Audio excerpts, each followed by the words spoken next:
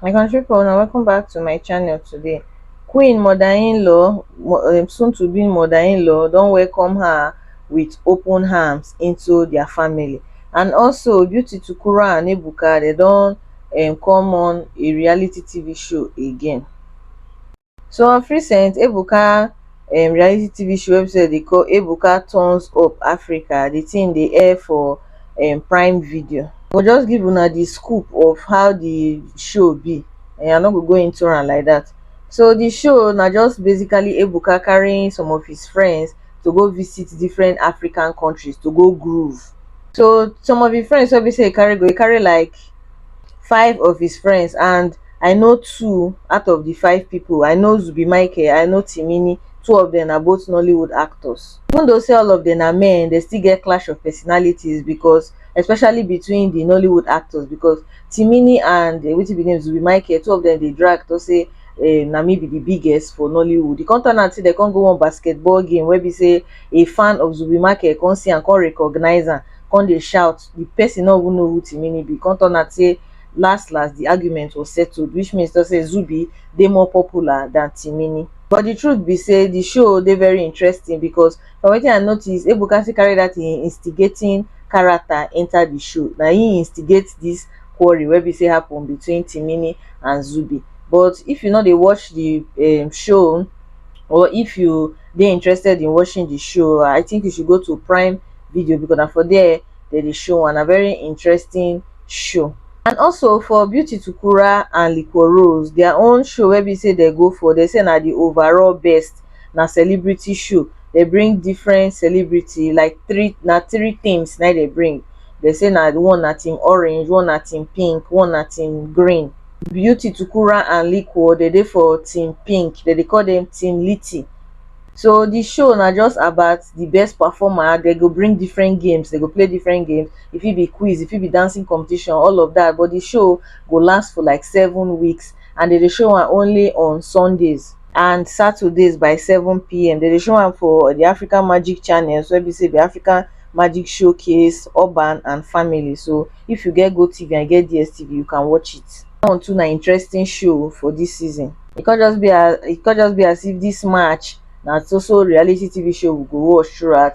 Na from one entertainment to another with multi-choice. Well, me I dey happy for all of them. I dey happy to see Beauty again for our screen. I'm happy to see Liquor again. Liquor dey always dey screen anyways. So na Beauty na be really the newcomer right now, since after her reality TV show wey be say she do My Beautiful Life. So unto Queen matter, Queen mother-in-law to be don welcome her with open arms. As we all know, for her previous relationship wey she do with Lord Lamba, the mama na be the major obstacle wey dey for the relationship. E come turn out say for this new one wey be say she enter, the mama love her so much, two of them even look alike. Na husband to be na come out compose this particular video of the mother and Queen hugging themselves.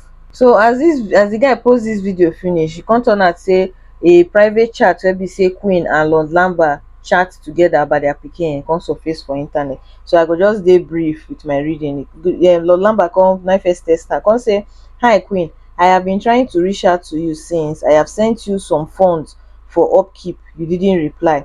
I wanted to see my child. You didn't reply either.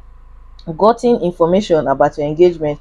Congratulations anyway, but now is when I need close attention to my child. So your husband to be is not seen as the father. You have to understand I'm doing all this for the sake of my daughter. It is my right. We will have to resort in consulting the law for a proper co-parenting of our child. Congratulations once more." The reason why the guy writes this thing na because of the fact say people for online come dey assume that the way be say Queen dey engaged to her fiance, they assume to say na the fiance na be the baby daddy. So the guy dey try to clarify the thing, so he come chat her up. So she come reply and come say, since after Kayla's birthday to almost the end of January, you have sent your daughter just 150,000 naira for upkeep. You have not bothered about the well-being of your daughter, Kayla. Neither have you asked about her, nor bothered to check up on her, or even drop a phone call until almost the end of the month of January. You wanted to see your child when you are never tired with lies. I'm still surprised you suddenly want to be close to your child after so much begging from months back. Well, I got no message from you about seeing your child. As I earlier stated to Mike Premium with a proof, I never stopped you from seeing your child. I will only reply to you when you want to see your child. I will communicate location, date and time of visit whenever you are ready. You are free to take legal actions. I will be waiting. So Lord Lambert come reply and come say, first of all, I was blocked everywhere and there was no way to reach out to you. And you also told my family you won't be able to talk to them anymore, which you ignored all their messages, but it is fine. I want to see her next week. You can choose any day within next week. I want you to understand right now is all I want is to be in my daughter's life. I want to be involved in everything about her. I want to make sure she experiences daddy's love and also see me as her dad. I want her to call me dad. I want a lot of memories with her and at the same time respect your boundaries. Queen come reply and come say, so how were you able to write me here and it went through if you were blocked? She come hiss. From the way this story dey go, I'm not sure say this Lord Lambert go ever leave this girl alone. Ladies, make una just dey careful sha. I no talk say sometimes person belle fit enter before marriage, but just dey careful so dat no go enter make e no go born for animal.